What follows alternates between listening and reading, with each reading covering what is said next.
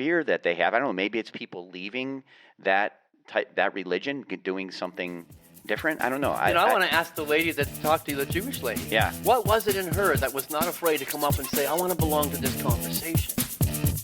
That's a taste of leaping off Luther's back. This week's episode of The Wise Guys, a podcast that unleashes the unthinkable in culture, religion, business, and everyday life. So, it's time to step over the line, strap in, and let's see if you are willing to let Mac and the team take you to a place of thinking differently.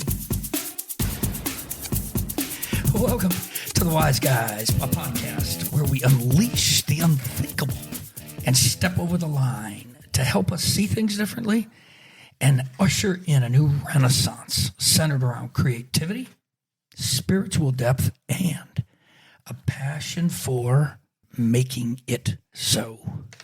So hi, gang. I'm Mac, your host. In this episode, we're going to literally look to vault off of Martin Luther. You guys, if I just say Luther, I hope you know who I mean. Martin Luther's back.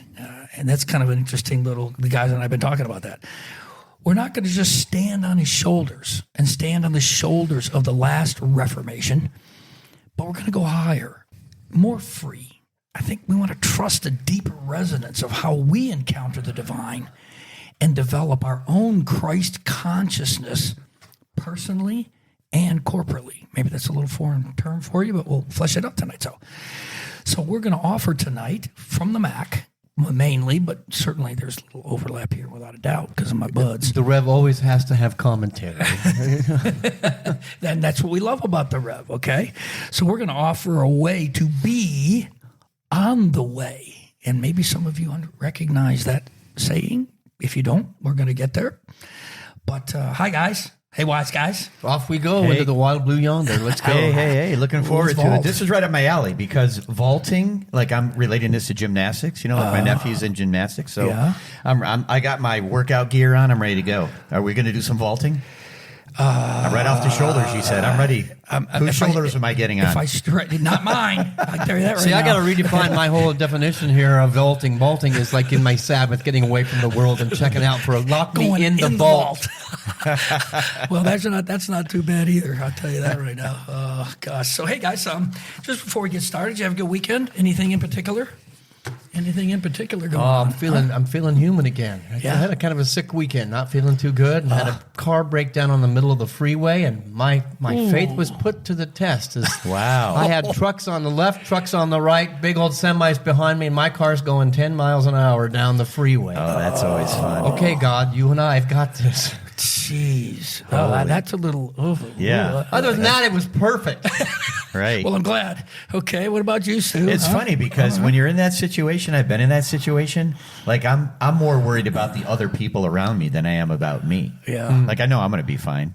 My car is just going slow, but everybody else is freaking out. Yeah, they are. Because you're going slow. Yeah. And then taking that on is kind of, who we are. I know Rev and I are alike in this way. Yep. It's like, man, yeah. I was taking on the emotions of the people in the car with me that were freaking out. Okay. I can imagine that too.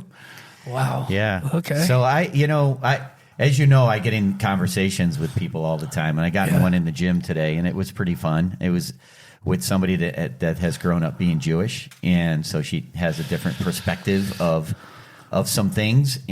But when we started talking, she was just really interested in hearing more about this guy that I said, in your world is one of the most famous Jewish people of all time.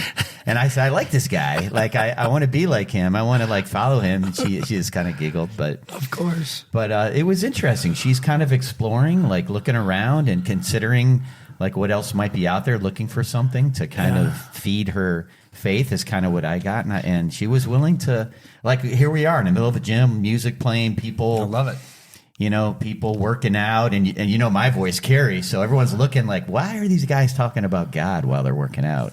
Imagine that. And and because I don't care. One of the things I really appreciate about my Jewish friends is they're very curious by nature. Yeah. The local rabbi here in town says, "What are you doing over there at your church? Because my people are going over there and they're checking it out." And I said, "My people are checking you out."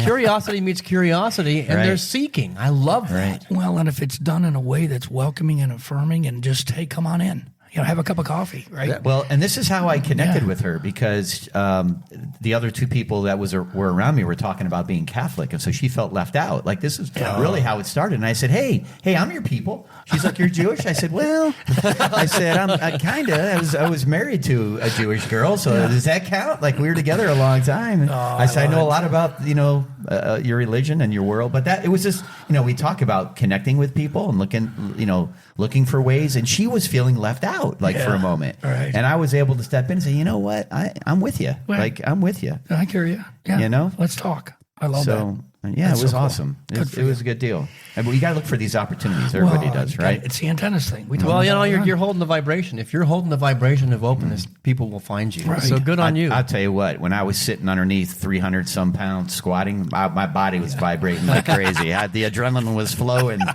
today. It was nuts. You put if I had 300 pounds on my body and somebody come up and said, hey, let's talk about God, talk to me later. I'd be a splat on the ground. Okay, that's all there's to say. Well, listen. So there you go. That's what happened to me. Well, I had a great weekend, although I would have to say I probably made Mary a little bit too much on Friday night. Okay, like the MERRY. Well, exactly. Yeah. Okay. Yes, a little too Mary. Gotcha. And so, Saturday morning, I woke up with a hangover, man. To the sound of my neighbor mowing his lawn. Uh-oh. I figured he Something just tells me there's a crack coming. I figured he'd just have to mow around me because I wasn't moving. Oh my gosh. He's still kind of pissed. All right. That is funny. I'd like to say that I know nothing about what you're talking about, but there is a story for another day at my alma mater where I ended up, in the grass in the middle of the quad. Yeah. And it would. Of course. We got those stories. Yes, my gosh, that's funny. I've been there more times than I'd rather count. I think there's a song talking about that too. Okay. Well, see, I was a country boy. I didn't wake up on the lawn. I woke up in the middle of an orchard and I have no idea how I got there. Same difference. Okay. Oh man. So it's a good weekend though, all the way around. That's just good. A good weekend, guys. So, so let's see. Beautiful cocktails, right? Exotic cocktails. They're out there. Hello, Yes. all you beautiful exotic cocktails. All you people out there. That's you. You are unique, uniquely made, and you are the only you that can ever be you. So embrace that and be you for everybody. We want to see you. Absolutely. The you. We said we did an episode called "Do You." We did. Right. So go back and listen. I to mentioned that this today in the gym. Do you? The Do You episode. There you go. So, all right. Well, what are we going to talk about tonight? We're talking about vaulting off of Martin Luther's back.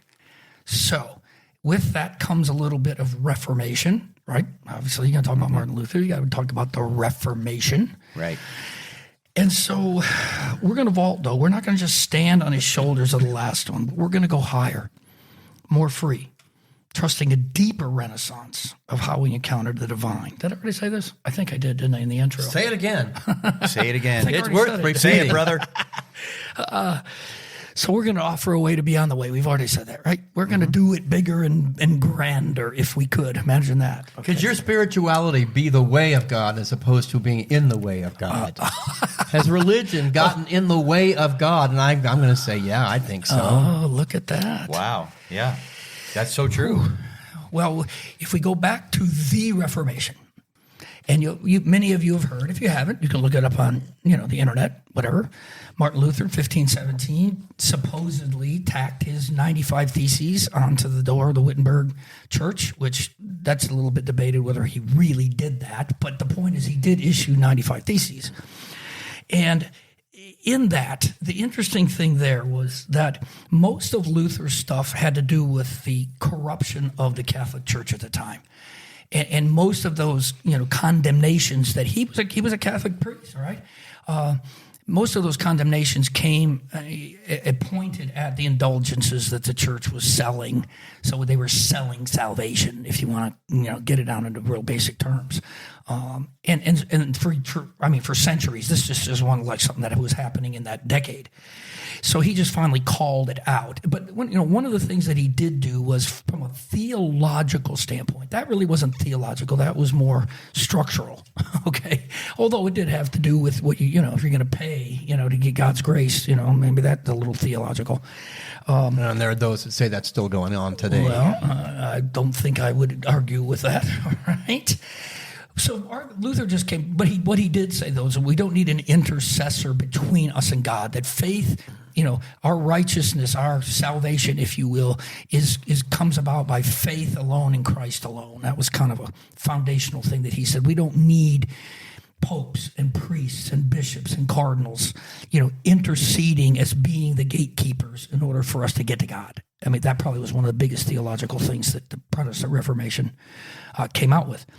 So, even though we're going to vault off his back, we're going to go more tonight toward theological basis as well. Things that we would say about God and about how it works and our relationship not only with God and with each other from a doctrinal, if you want to call it that, or theological place. But understand something right to start with, gang. And you hear us every week. We talk together and we're really, we're good buds and we overlap a lot. But you also need to understand something about each of the three of us. We're going to read this stuff tonight. We're going to flesh it out. But this comes from Mac, and this is Mac's phrasing. We're going to have some commonality between the three of us, but each of us is unique as well in how we look at God and how we would, if we were to sit down and I were to say to either one of my buds here's a blank piece of paper. You do the same thing I did. You just put your version down on the piece of paper. It would be different. Mm-hmm. And that's beautiful. And it should be. Yeah. Okay. So we look at things differently, but here's the real point that I think. Not incompatibility. We don't have incompatibility. We aren't at a point where we says, well, if you believe that, sorry, and we're done. I'm out of here. We can't. I mean, there's no way for us to find common ground that we can live with, that we can engage in, or anything like that.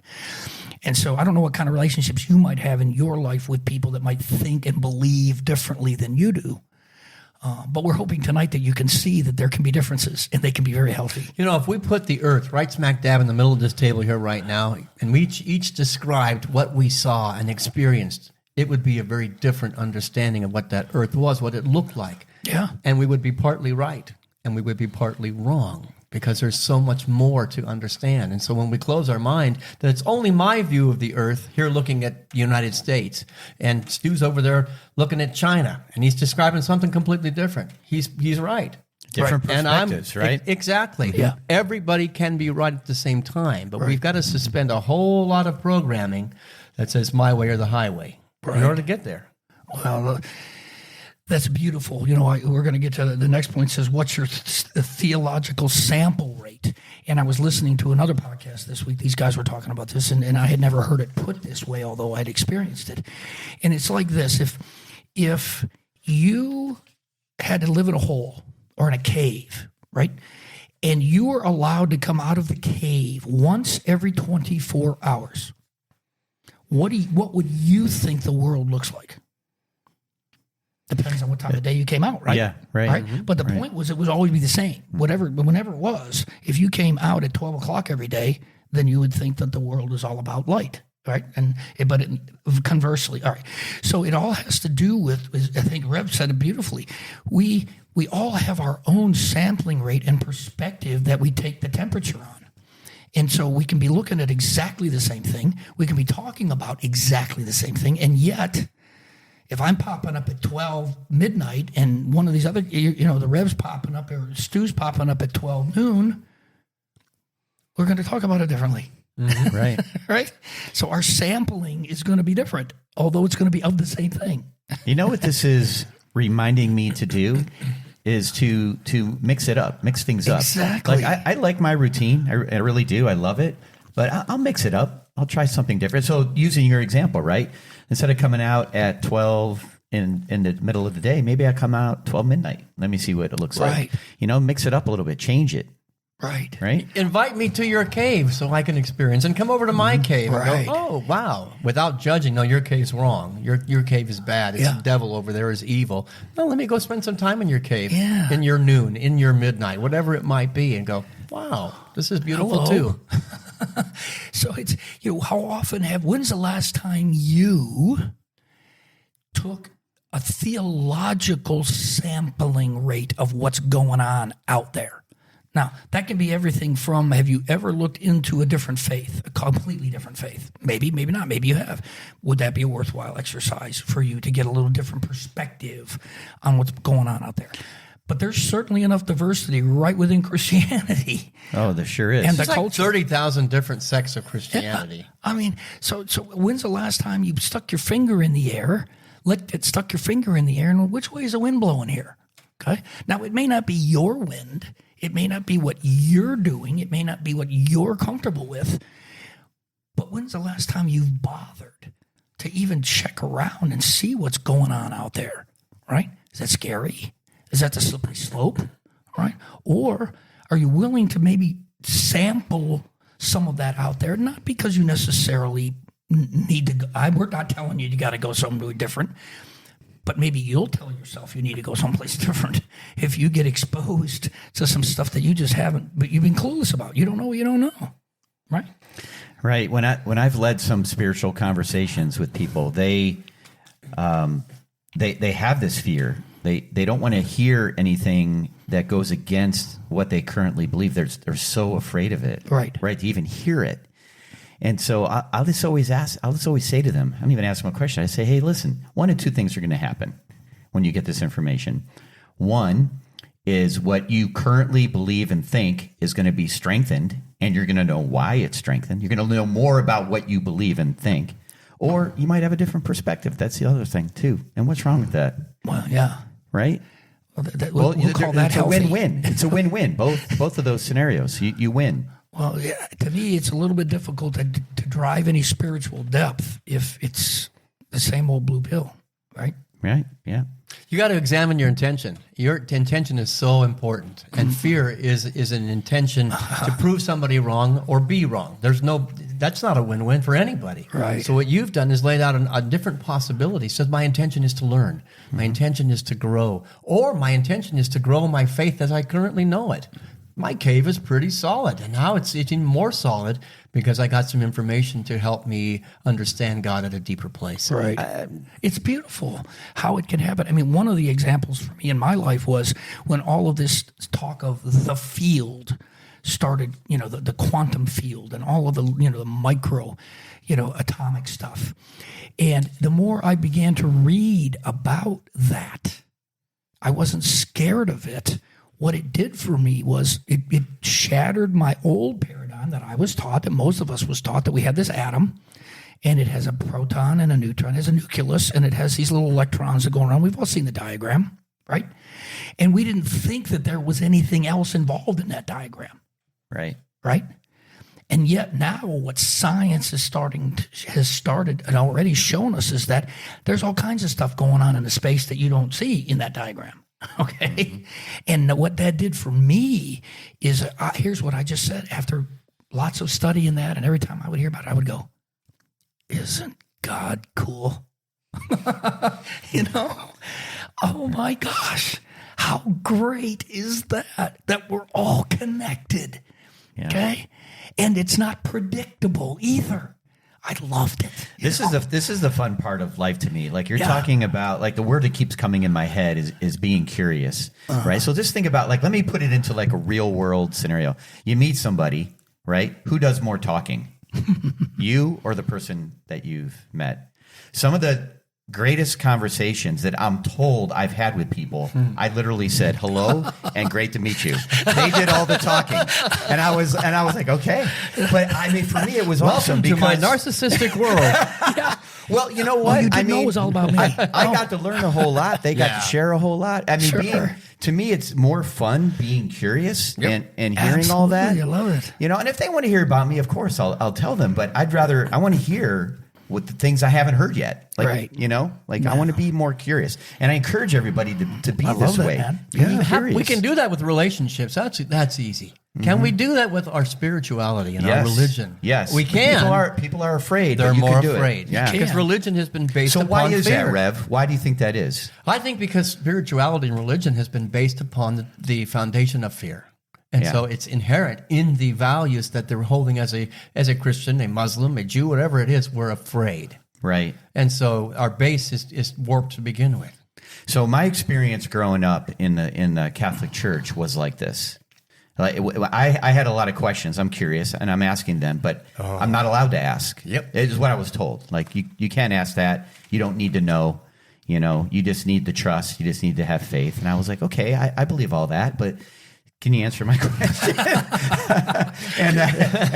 I was in trouble for that. And there's a fear. And I was thinking, why are they so afraid that I'm asking these questions? So there's another. Yep. And I'm not trying to pick on Catholicism, you know. But no, it's. But I'm just saying, any religion. It's across that- the board. Yeah. Yeah. I mean, what's the fear that they have? I don't know. Maybe it's people leaving that religion, doing something different. I don't know. I want to ask the lady that talked to you, the Jewish lady. Yeah. What was it in her that was not afraid to come up and say, I want to belong to this conversation? She had something that was a motivating factor to come up and say, let's talk about these religious things. Rev, it's because in the gym I am the coolest. That's why she wanted to talk to me. No, Well, I'm there are just those kidding. that say you're the coolest at this table, but I'm that just might be kidding. debatable. I am just kidding. No, but you're right. But here, to your point though, No, you know why it was? I'm going to tell you right now. He had his sniglet on. Nice sniglet. Oh my Flashback gosh. to last week. Well, here's what I mean. Being serious, and this is good information. It was to me when I realized this. Being somebody that is approachable is how you get in these conversations, and it's not just you're approachable in words. It's your whole energy. It's how you look. It's the look in your eyes. Like Your face. what is your face like when you're not interacting with anybody? Is it resting bitch face and or is it like I look like oh man, he's approachable, he looks fun, or I want to talk with him. There's something. I mean, I encourage people to to try to be this way. Like, go look at yourself in the mirror. Yeah. And how are you? Like, what's your energy? Would you approach you? Yeah, would you approach you? Get in touch with the environment that you're carrying around. Yes. Because your environment. Why is nobody coming up to talk to me? Well, check your environment. Yeah. You might be playing a tape that's closed off. Ooh, this is kind of convicting. Okay. I love it, though. It's challenging, okay? Because we're all like this to some extent. Yeah. Right? Okay. So, again, we got Luther. We talked about a little bit about our differences in Christianity, which we'll talk a little bit more about maybe as we go through the second half of this podcast. Your sample rate. What are you paying attention to what's going on out there? Do you even have any idea what other people are thinking and why they're thinking it? Okay. And then we can even come to something very, very simple. If you've ever been through AA, you've ever been through the 12 steps, or you've ever seen them, one of the 12 steps says, make a decision to turn your will or our will and our lives over to the care of God. What's the last part of this? As we understand he or she. So now you have your understanding. Right. Right? And here's what we're willing to say to you out there. That's beautiful. Whatever that is, it's beautiful. And if it doesn't have to be in alignment totally or even partially with somebody else or some other tribe or some other group, so what? Who gives a shit? You know what I love about this? Yeah. Everybody, in the way that this is phrased, every single person is included. That's right. So if you were to say, well, I don't really understand God. Okay, That's where you're coming from. That's it. Right? Right. Or whatever you might say, but it includes everybody. One of which is my amazing. favorite things to say to people is, Yeah. tell me about the God you don't believe in. Yeah. I tell you, fascinating conversations come and bridges are built. Sure. Right. Yeah, because everybody has some sort of concept of whatever, whatever it might be, right? So is your environment open to those conversations? I think it was Edwin Markham who once said, they drew a line that shut me out, a rebel, a heretic, a thing to flout. But God and I had the wit to win. We drew a circle and brought them in. That's the Bob Seema thing, right? We believe in circles because they don't take sides. Exactly. I love that. That's so good. So we have to be an environment that's drawing circles, that's bringing people in and willing to pop our head out of the cave once in a while and go, tell me something, enlighten me. I don't have a corner on the market of truth. I want to hear your truth because it's valuable, it's important, and it's necessary. And it will move the needle, not just in your own self, but it will begin to move the cultural needle, the world's needle. I mean, look what the Reformation and the Enlightenment, we talked about that already, did. It moved the needle in the world, right? So, we have all these things that can be turning points. They have to start somewhere. But it's okay, number one, to ground yourself in your own understanding, not somebody else's. And secondhand religion doesn't fly. Yeah. It must be a first-hand experience. Own it. Love it. Personal relationship, right? Yeah. I mean, not to be cliche, but that's really what it is. It's got to be unique between you and God. Right. Well, you and your, and we call what it, you're that's believing what in. mysticism is too. A mystic is one that is encountered personally. Tell me about the God that you know, not the God you were taught. Oh, there's a great distinction. So, I like that. So here's something that it could cause lightning to strike me, but Jesus did not come here to start a religion. Right. Nope. He came here to show you how to connect with God. That's exactly. And that is so much better. Right. So far, I'm still here. I didn't disappear no, you didn't. or anything. I think it might be the a earth bit- is quaking just a little. Yeah, I think the But, I stone. mean, how amazing is I that, think though? the stone might just got rolled open. Okay. He also didn't come to be worshipped. Right. He didn't come to say, here's a secondhand religion you can now follow. He said, go find the religion, the spirituality, the God of your own heart and your own essence and your own being. Yes, he claimed to be the light of the world, but he told us, so are you. Right. He That's put so us on an equal playing field with him. To me, that's the gospel. Yeah. That's the good news, right? Hello. Yeah. Okay. Yeah. But what it might force you to do, it might cause you to do, is you might have to live in this sort of hybrid place. You may be going over here to this church or have this sort of faith community that you're part of, whatever that might look like. And yet you've been finding yourself more and more kind of having to cross your fingers behind your back when you have to say something or repeat something or nod or sing or whatever it might be, because you're just no longer completely bought in to that. Well, I'm going to get real bold here. If you're going to an organization, and lightning might strike now, if you're belonging to an organization where you are not encouraged to question, when you are not encouraged to explore, run as fast as you can out the back door of that building. Right. I'm sorry, it's a cult. If it's not an open environment, it's a cult. Wow. So you get to, I'm not judging your place because I've not been there. You get to make that assessment. But I'm telling you, it's my advice and my counsel because I've become more of me because I ran from people who told me I had to think exactly the way they think and believe the way they believe. Tough. I ran fast, and I found a greater version of God in my own heart and in other communities. Amazing. I wish I could remember the exact numbers, but I know that Jesus asked more questions than answered. Oh, that's right. Way more. Way more. Oh, so he was curious. Hello. I mean, he's showing us how to do this. Exactly. We're going to talk about being on the way. Right. His way, right? This is what's coming in part 2. So there's a perfect lead in right there. So you might have to exist in a hybrid place a little bit. All right. You may not, there's 2 major Christian creeds out there, right? We've heard of these, the Apostles' Creed and the Nicene Creed that the church came up with. And why did they do that? And they weren't that far apart, by the way, when they created them, but they wanted standardization. They wanted everybody on the same page. This is the way it works. This is God. This is how it flows together. This is the pieces, how they get put together. And here's kind of the funny thing about that, though. That was in the 300s, okay?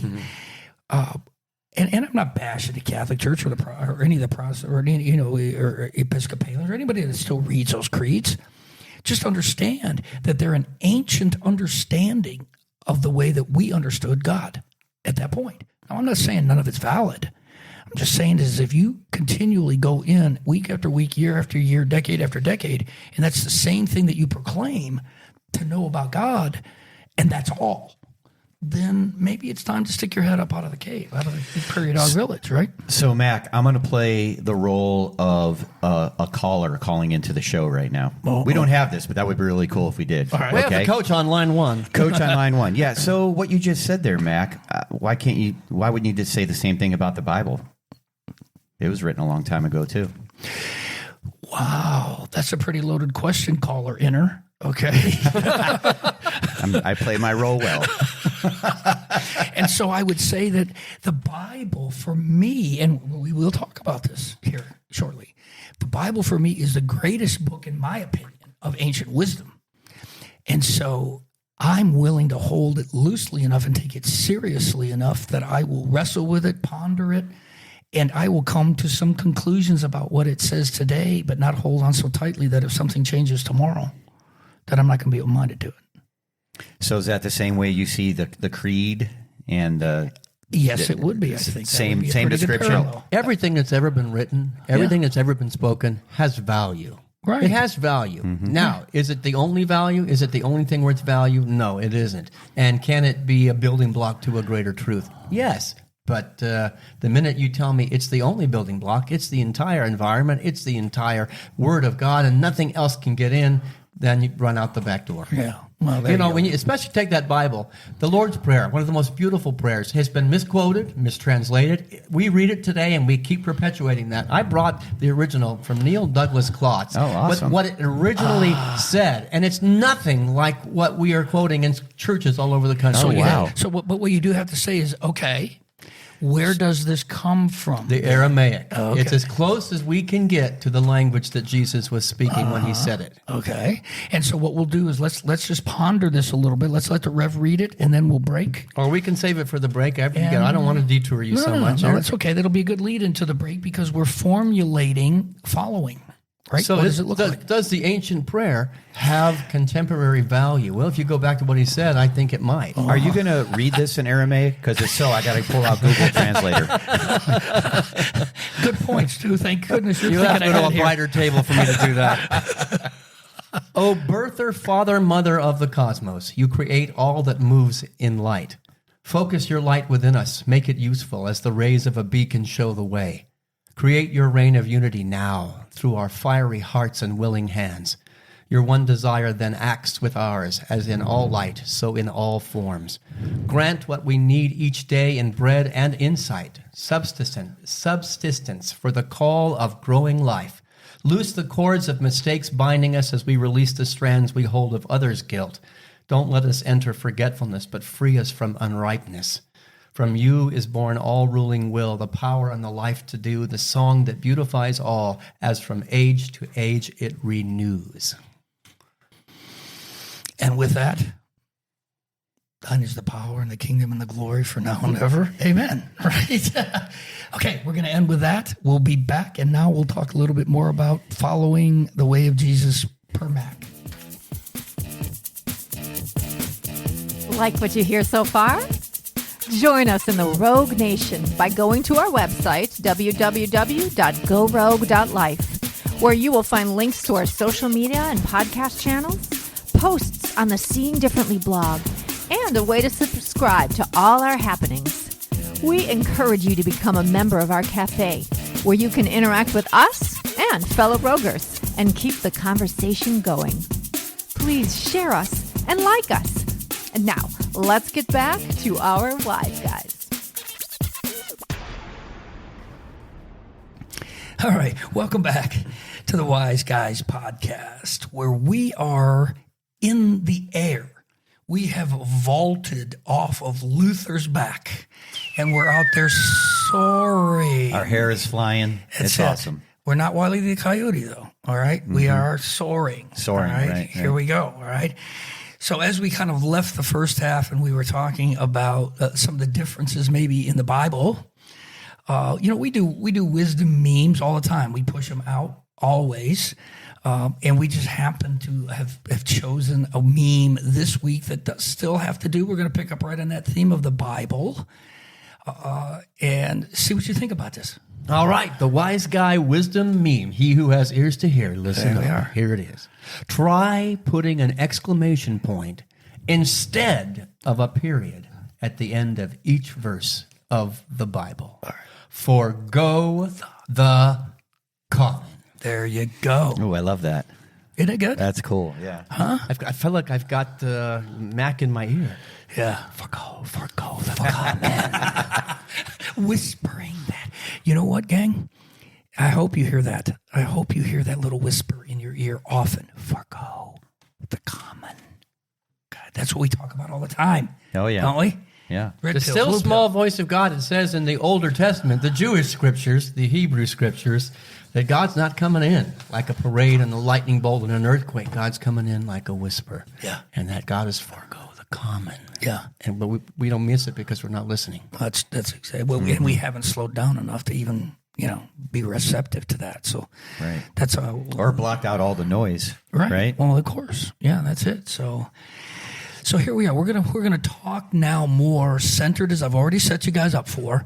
If I was going to start a church, kind of, sort of. All right, let's just kind of use that as a backdrop. All right, and you were going to go to our website, like you could go to any church's website, and there's a little tab somewhere on there, or a box, or whatever, might be a link that says what we believe. You get that in any church, right? I mean, your church has got it if you go to one. All right, I'm sure. Maybe you've never even read it. I don't know. You might want to check it out if you haven't. So this would be what I might envision, at least at this moment. And Reverend made a great point as we were talking about this earlier, that this is a snapshot in time. Okay, this may have been, formed and articulated, and a belief system in a moment in time that it got written down on this page. And that doesn't mean tomorrow it's completely different or anything like that. It just means that we have to also learn to hold it loosely enough that says when you do your sampling, your theological sampling, are you willing to maybe make a few little adjustments here, whether they're major or minor? A living, breathing, alive document, not a dead one. That's right. It's not once and set it and forget it. Okay? So, the gathering, a manifesto for life. Our ways of being on the way of Jesus of Nazareth. And for those of you that understand, I kind of clicked a little something there. What do they call the first Christians? Followers of The way. The way. Right. All right. So this is right there, foundational. It's interesting. I'm glad you pointed that out because a lot of people think that they were called Christians. They were not. No, they were followers of Right. the way. Not then they weren't, at least. Yeah, right. And so, and where do you think they got that? Because what did Jesus continually say when right from almost for the first moment he came out of the closet? Right, follow me, Follow me. Right. follow me. All right. So we're going to go through a few things here. We're going to talk about how we are on the way of Jesus with God, with Him, with Jesus, with ourselves personally, with each other, with the Bible, with all of creation, and as the church or the gathering, right? Or the Ecclesia. ecclesia, Yeah. the people, right? Yep. It got just a quick side note. It was translated as the church, but really what it means is it's just a gathering of people. The people, right? So it doesn't have to necessarily be a location Or or a a building. Or, All right. Or a doctrine or a dogma. It's just the community. An energy, a movement. All right. Okay, so let's start with the first one, right? Our ways of being with on the way with Jesus of Nazareth with God. And here's what I coined. God, who is absolute in diverse gender essence, not male, not female, is for us. God is no respecter of one person or belief system over another, as we are all loved by the Creator beyond our wildest imagination for eternity. How's that set with you? yeah, I guys? love that, especially the last part. Especially the last part. It's awesome. It's sweet. And I tell you, I've talked to people who have come back from the veil, come back and lived again. This is exactly what they say it is. Loved beyond measure. A love so profound and so vast and so big that we can't even touch it here on earth. And even these words don't do it justice, right? I mean, we're doing our best. we're using English words here to try to express English ideas, right, for the most part. And they're concepts that we get a little bit of here and there and here and there. Sometimes we get a little bit more right than others. But if we think we've got it locked and nailed, I think we made a big mistake. So God, we're not talking about gender. He doesn't respect any one person or their gender, a bent or belief. It doesn't matter what you believe from a religious standpoint. Whatever you choose, he loves you. It does it, or the universe, the creator loves you more than you can possibly imagine. Can we just start there? What if we just started there? Where does the discussion go from there, right? Well, I can take it a little further if you'd like. God is love itself. We've made God as loving us as if it's this entity separate from us. God is the direct expression and experience of love in the moment. Yes. It's that personal. Right. I love the fact that you want to, and what a great thing to bring into the conversation, this idea of that we typically want to default to a duality, even if we think it's a good duality, right? That we want to, we our natural default place is separation, right? Even if we're trying to say, well, God is good and God's over there and I'm over here, and we think that's all warm and fuzzy, it's still dualistic. Okay? It's still separated. That energy and that source of life knows nothing but love. Yeah. It does not know a counter energy to it. It does not know the absence of love. It is love itself. I love that. So if we go to church, you go to this gathering, just a bunch of us huddled up together, and this is what we might think about God. Chew it on it. Chew on it a little bit. Think about it a little bit. We're going to put this is going to be in the show notes, by the way. So you're going to have this all written down for you right there as well if you want to ever reference it again. All right, let's get talking about Jesus. Go to Jesus. Tell me what you think. With Jesus. Jesus of Nazareth was the great example, not the great exception. So that might get you the lightning is kicking up again. His life and teachings provide the way of salvation, yes, from our egoic nature into a life like no other, not from God.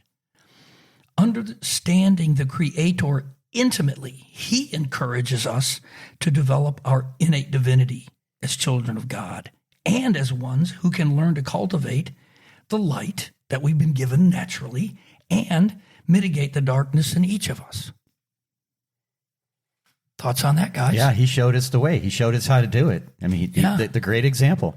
Yeah, exactly. This is how to connect with God in a powerful way. Yeah, and I take a little exception to the way as the only way. I separate Jesus from the Christ essence, the God essence of him. Right. He was a man, and he walked around. He was a fantastic teacher, and he said, "Hey, just try this on for size." And people put their ears on, and they listened to him. But then he spoke from the Christ, which was higher than his personality as a man. It was from his God essence. You can look at the Bible and read that Bible and clearly do a distinction when he drops down from being Jesus, a man, into that God essence and that light and that love. And that's what he called out from us, to transcend our personalities, our humanness, and drop down into that God essence. And so, with Jesus is the portal, the avenue, the way, the truth, and the life. The same thing that Buddha taught, the same thing that Krishna taught. Look beyond the human experience to the light that's there. So he's speaking from the Christ. So what you're talking about here with this manifesto you've written is the Christ. Yes. Now, great point. That it's bigger than. It's the universal Christ consciousness. He's my elder brother. Jesus is my elder brother. He's my master teacher. He's a way shower. Absolutely. Right. But he's pointing. He's a road sign. Right. He's not the destination. Amen. All right. Okay, the lightning's really going to hit now. you Look dodge out. that lightning bolt. Look out. With ourselves, we are created in God's image and likeness. Our essence is, go ahead, guys. Good. And very good. And very good. Okay? Created with an ongoing original blessing, practicing a way of life that is motivated and directed by the Spirit of God would develop a likeness to the Christ. There he is, the Christ consciousness. There it is again. That produces an exuberant life of affection for others, serenity, a sense of compassion in our heart, and a conviction that a basic holiness permeates all things and people. Consequently, we will be equipped to marshal and direct our energies more wisely. You want some of that? Want some of that, gang? I would have it. You have it. We all have it. We've just forgotten we have it. You want to Right. you want to open your heart. Would you like to receive it? acknowledge that you have there it this? is. There you go. Even better. There it is. I once was blind, but now I see. Oh my gosh. Yeah. You know, if you start from a base that you're broken, you're stained, and you're rotten to the core, God, that's a terrible place to start. How about starting from the premise that you were born good, that you were born holy and sacred, and you just forgot? Yeah. It makes the journey of coming back to yourself a heck of a lot more enjoyable and a lot easier. Well, yeah, and you now, are again motivated and directed by a power greater than you, and that's not manipulation. All right, by any means, don't take it that way. It's an acknowledging, good word that Stu used, that there is a power greater that's willing to share it with you, that's willing to let it unfold through you and as you, in you. There, you said it. Did you say as you? Because that's what I was going to throw in As there. you. In you, through you, around you, and as you. And that's what Jesus, Absolutely. the man, pointed us to. Exactly. As you. Exactly. Okay. All right. With ourselves, we just said, with God, Jesus, ourselves, and how about with each other? Together is better. We act as distribution centers for God's love. That's my favorite line. You like that? Yeah, I love that one. Our interaction with others should transcend the world's focus on duality and look to promote a mystical oneness that is evident in our lives of inclusion, tolerance, radical love, gracefulness, and spiritual poise. You know, I come into this podcast looking for the presence of God in the two of you. I look for that in your eyes and your words, your wisdom, your heart, and it's like, and then I find it. If I'm looking for what's wrong or what's separate or what's different, I'm going to find that too. Yeah, so the you'll find intention what you is want. so important. So, is this a church? Yes, this is a church with a community of people gathered together with the sole intention of finding something holy, beautiful, and good. Absolutely. And I think we do that. And these have to be I cultivated. think you're a little too. nuts sometimes, but Thank you. We're a little bit nutty. Thank you. I'm still asleep on the grass next door. Here's the line I said I love. We are a distribution. We act as distribution centers of God's love. I want to point something out. That means you have God's love. That's in right. you, Yep. right? That's It's right. not like you have to go get it or I mean, it's there and waiting for you to share it. Right. And not be a collection center. Right. Okay. There's a big difference, all right? right. Yeah. Yeah. So with each other, we love it. All right. and quit putting that responsibility on somebody who lived 2,000 plus years ago. No, he was the distribution center of love. No, you are the distribution center. Act the part, play the responsible role that you have been called by your Creator to play. Absolutely. Okay. All right. Here was a magic one. We talked about this earlier with the Bible. Okay. You better strap in out there. Some of you that it might be a little more fundamental. Okay. This might rub you the wrong way, but I'm glad you're listening. Maybe you'll get some different Before ideas. going with the red pill, blue pill theme, Yeah. free your mind right now. Free your mind. Okay. Here we go. With the Bible. We treat the Bible as our premier work of inspired ancient wisdom literature. Premier. Maybe not the only, but we would hold it as the premier, in my opinion. That's me. We do not take it literally in all things or consider it infallible or inerrant. Okay, now I know that steam's coming out of ears here at this point for some folks. I get that. But here's why. I'm going to tell you the next sentence. Here's why. Because this perspective on the Bible often undermines its foundational, profound ability to inspire, direct, and motivate our lives and elevate our thinking to a universal Christ consciousness. In other words, thinking that way actually is a detriment, not a help. This document is an incredible roadmap. It's a history of the evolution of human consciousness. And when you study it, and you study it at depth, that's happening inside you as well as outside of you. It's not just an educational, mental experience. It's a heart-opening, Christ-opening experience. If you look at those characters living in you from the beginning, Adam and Eve live in me. Mm-hmm. Moses lives in me. And Jesus, the Christ, lives in me as well. And when I study it from that place, as I read it again and again and again, and I have to say even Paul lives in me, and he drives me nuts. But he lives in me and his teachings live in me, then I am evolving and I am growing. And you can go back and read that book 100 times and get something different from it. Oh, yeah, that's because you're so seeing beautiful. with new eyes. Absolutely. Isn't it inspired? I mean, yes, absolutely. Okay. Good grief. If God is expressing at the point of us, everything that's ever been spoken was God inspired. Yes, And it that's needed to be exactly said. right. Even the bad stuff caused us to evolve and become more of ourselves. Well, where because does the idea come from to even say of something different? Right? So I'll just have this to say about the literal piece of it. If that were not true, right? Like if you took it literally, Yeah. then there wouldn't be an actor alive who was able to walk. Think about it, right? What do you say to an actor when they're going out on stage? Break a leg. Right? So, I mean, and my point is, and everybody knows this phrase, that's why I brought it up. The point is what does that mean? Like, what's the meaning behind the words? Right? And that's what you got to look for. And there is so much meaning, and I bet a whole bunch more we haven't even uncovered yet out of the Bible. Absolutely. Keep digging. Keep Oh, digging. yeah. Oh, you know, you can interpret the Bible literally, and then I like to interpret it metaphysically. What is the meaning underneath, the hidden, between the lines? Right. But then I like to get to maieutic. Maieutic interpretation is, how is this story alive in me? Right. Not yesterday, not the day before, but right now. How is this story from this beautiful document alive in me and playing out today? And what can I learn and grow and implement in my life for the resurrection, if you will, of my soul?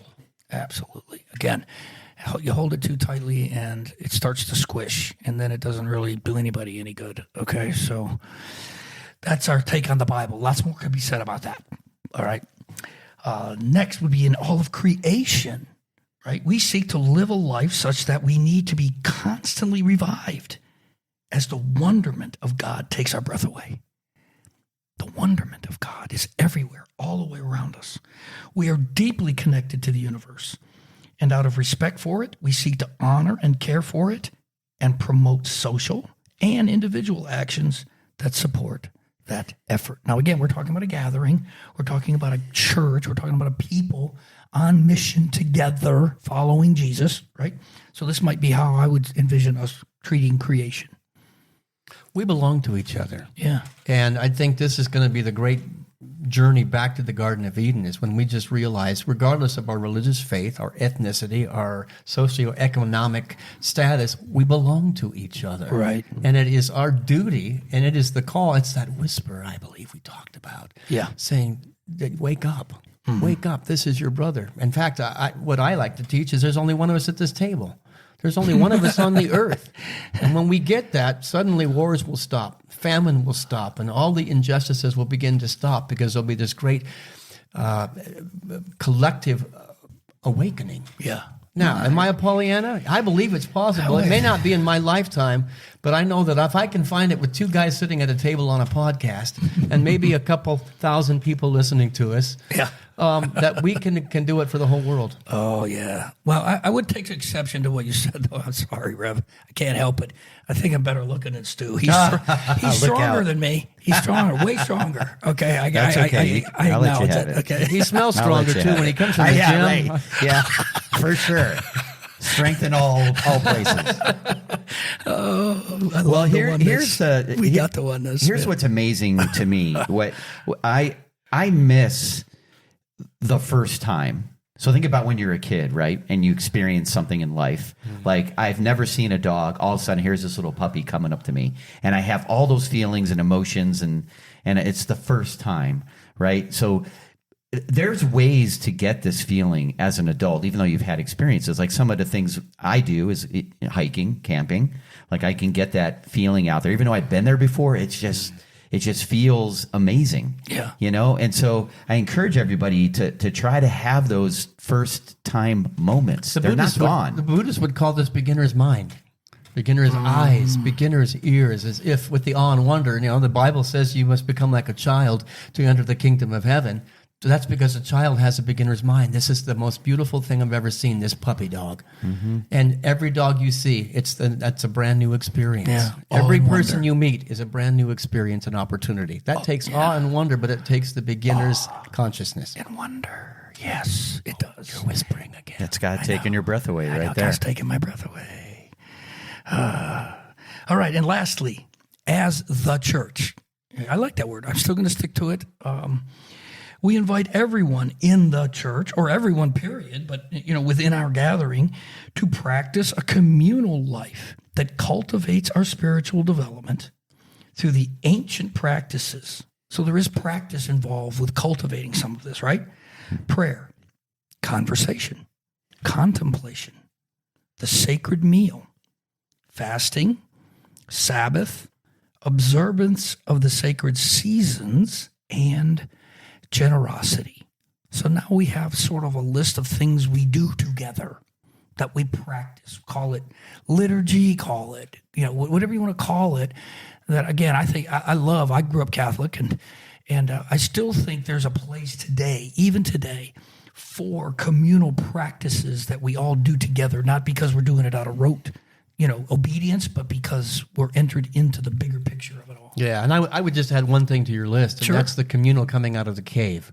What are you doing to get outside of the collective cave to let's do this together? It's not nearly as scary when you're experimenting together. It's go visit a different church. Right. Go visit a temple and just see what they're doing, but do it as a communal. Yeah. There's Agreed. more love being brought into the environment and more love that can be received. Absolutely. No, I love it. I love it. Love it. And so Mac, of all these things you did, so Code Stu, I'm a second-time caller now, calling in. Okay. Stu 2. So this All right, is here we go. Stewie number 2, Stewie 2. So all these things you mentioned sound Yes. amazing, but it looks like a lot to do. I'm already pretty busy, so how much time do I got to spend on these things? Rogers, I want you to understand something here. This is a loaded question, all right? And it's loaded because this is exactly the question that Stu proposed to me years and years and years ago, okay? As we were wrestling with this stuff. And here was my answer after I just sat for just a second and I let it come to me. I didn't have a quick answer. More than zero, right? Just more than zero. You will do it. You'll make progress. You'll become more and more enlightened. You will raise your consciousness if you just make a commitment to more than zero. Can I whisper that? Or should I This shout it? concept has literally changed my life, and it's changed the lives of people that I told the story to, and I tell them this because think about prayer. Some people think, oh man, I got to sit down for or how about let me take prayer out of it. How about meditation? Oh, I got to do that for 30 minutes. No, you don't. You can do 2 hours, but how about just a minute? Prayer for me is I'm in my car driving. Quick conversation with God. This helped me in my life to pick up the phone and call my family when I knew typically I would have really long conversations, but I'm you know what? Doesn't have to be. I can be on the phone and say, hey, great to hear your voice, Dad. Love you, man. It's 2 minutes and boom, I'm out. Right. So I mean, these, the more than zero concept, with conversation, with meals, oh, I can't sit down and have a meal. We don't have time for that. Even if you sat down for a minute, it's more than zero. Is the point. Well, you know what Living happens your when you life in do that it way. more than zero, because I just love that. It just becomes integrated practice. It That's doesn't right. take You any just time. It become that way, doesn't right? take it all. It's just who I am. You just are. Yeah. You wake right. up one day and it's wow, I just am. I am this way. So, So I'm no longer in the way of God. I'm no longer the way of God. I am just the way. yeah, Period. the way. There you go. The way. Right. There you go. I didn't phrase that right. No longer It sounds in the way, perfect, no Rev. longer on the way. Yeah. I am the way. There we go. I am the way. I like it. All right. We've transformed Look even at from the Dan. beginning Oh, to stick the it in end. the show notes. Yeah, there it is. So thanks for listening, gang. Okay. we'll put these in the notes. You want to wrestle with them, some of your friends, you want to send us some notes about them, and we'll be happy to elaborate a little bit more deeply, give you some other thoughts and opinions about how it just might turn into a small group or a gathering for you. Who knows, right? We'd love to hear those stories. So thanks for listening. It's been great, guys, as always. Right? Oh, yeah. So fun. Love it. Love the wisdom. Love the input. I love you. Have a great week, everybody, and be on the way, and be what? The way. Take care. Wow, you made it and can now unbuckle. Thanks for listening to Leaping Off Luther's Back, where the guys rolled out Matt's version of a new way to follow Jesus and encouraged you to do a theological sample rate of your own. Remember to visit the website at www.gorogue.life for lots of follow-up information. See the show notes for any links to episode content, and join us in the ongoing cafe conversation where we post some thought-provoking ideas and challenges for your roguish conversations. Oh, and of course, tell everyone you know about us and like, follow, and engage. Be sure to tune in next week when Mac unleashes another unthinkable conversation. That is, if you dare.